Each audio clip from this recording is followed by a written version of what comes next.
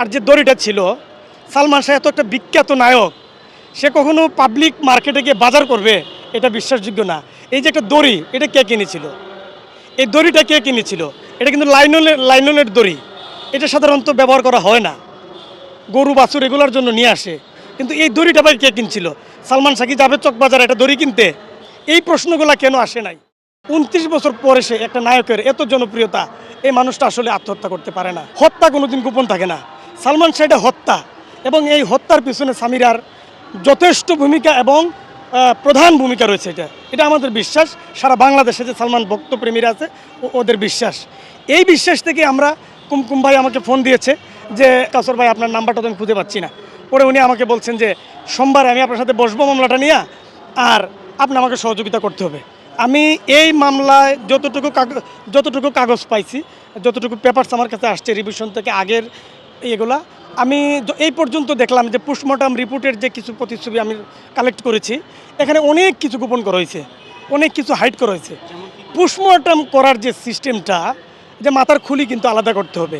আমরা যেমন পোস্টমর্টম দেখি যে ব্রেন নর্মাল না অ্যাবনর্মাল, স্টমাক অ্যাবনর্মাল না নর্মাল, লাংস নর্মাল না অ্যাবনর্মাল, কিডনি অ্যাবনর্মাল না অ্যাবনর্মাল, মানে আমাদের ভাইটাল পার্টগুলা এগুলো অটোমেটিক আসে এই যে মানে পোস্টমর্টম রিপোর্ট করলে পরে। কিন্তু উনার তখন রক্তটা পর্যন্ত ভালো করে পরীক্ষা করা হয় নাই। এই জন্য আমরা মানে প্রত্যাশী যে সালমান শাহর হত্যার এই পর্যায়ে যে মূল নিছে, এটাই হতো সত্য উদ্ঘাটনের একটা সর্বশ্রেষ্ঠ সময়। সারা বাংলাদেশের আমি একজন আইনজীবী তথা সাধারণ মানুষের যে মানে উচ্ছ্বসিত ভূমিকা দেখতেছি, 29 বছর পরে সে একটা নায়কের এত জনপ্রিয়তা, এই মানুষটা আসলে আত্মহত্যা করতে পারে না। এখানে অনেক কিছুই নাই, মাথার খুলিটা পর্যন্ত আলাদা করা হয় নাই, তাকে এমনি লাশ দাপন করে দেওয়া হয়েছে। আরেকটা জিনিস দেখেন, আমি যদি মারা যাই, আমার স্ত্রী ঢাকায় থাকে, আমার সাথে কি সিলেট যাবে না? সামিরা কি তখন গিয়েছিল সিলেট? ডন তার অত্যন্ত ঘনিষ্ঠ বন্ধু ছিল। লাশ দাপনে হযরত শাহজালাল রহমতুল্লাহ আলাইহির একদম পাশে ওনার কি সৌভাগ্য, ওনাকে এখানে শায়িত করা হয়েছে। উনি কি সিলেটে গিয়েছিল? উনি স্ত্রী হিসাবে ওনার ভিতরে ছিল যে ওনার অপরাধবোধটা ছিল বলেই উনি সিলেটে যায় নাই, গেল একটা বিষয়। তারপর সে প্রতিটা বক্তব্যে সালমান শাহ আত্মহত্যা প্রবণ ছিল, সে একটা আত্মহত্যা প্রবণ ছেলে ছিল।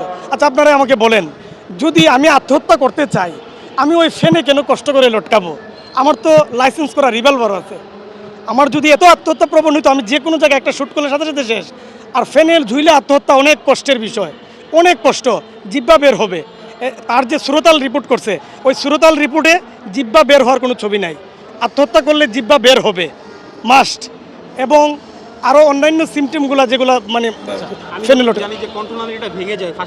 হ্যাঁ ভেঙে যায় না, কণ্ঠনালী ভাঙে নাই, তার শুধু একটা দাগ পাওয়া গেছে, যেটা আপনি যদি সাধারণভাবে একটা গলাতে একটা দড়ি দিয়ে এমনি দেন তাহলে এটা দাগ পড়বে, কিন্তু তার কণ্ঠনালী ভেঙে নাই, তার জিব্বা বেরোয় না। জিব্বা বের হওয়া তো মাস্ট ফাঁসি হইলে।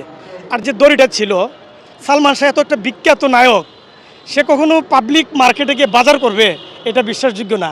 এই যে একটা দড়ি, এটা কে কিনেছিল? এই দড়িটা কে কিনেছিল? এটা কিন্তু লাইননের দড়ি। এটা সাধারণত ব্যবহার করা হয় না, গরু বাছুর এগুলোর জন্য নিয়ে আসে। কিন্তু এই দড়িটা ভাই কে কিনছিল? সালমান শাহ কি যাবে চকবাজারে একটা দড়ি কিনতে? এই প্রশ্নগুলো কেন আসে নাই?